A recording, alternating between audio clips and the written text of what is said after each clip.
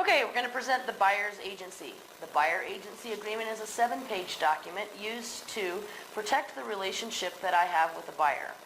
The buyer's agency, again in black and white, is the standard contract from the state of Colorado, and anything I've added in blue pertains to you, the buyer.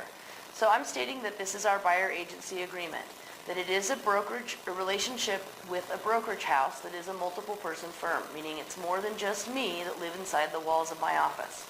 That it is an agreement between you and Keller Williams with me as the broker.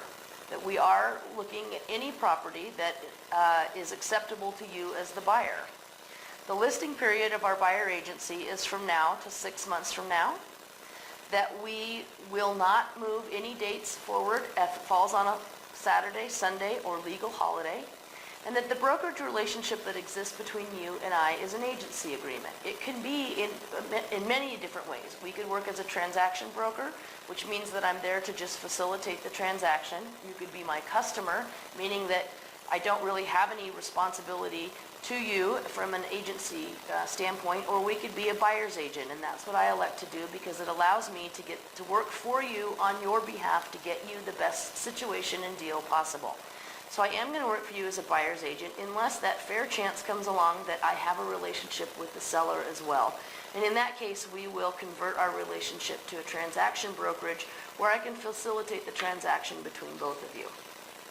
Okay, the next section talks about what my duties are, that things that I can and can't disclose. I can't go off and tell somebody you're willing to pay more or that you're motivated to buy the house because you have to have one.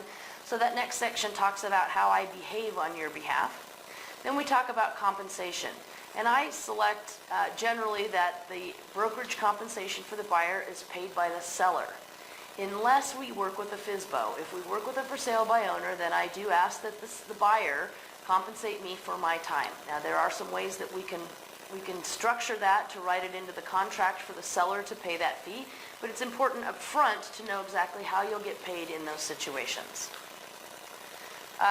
The brokerage fee gets paid regardless, so the next section is where we talk about that it is the buyer's obligation to pay if there is no FSBO.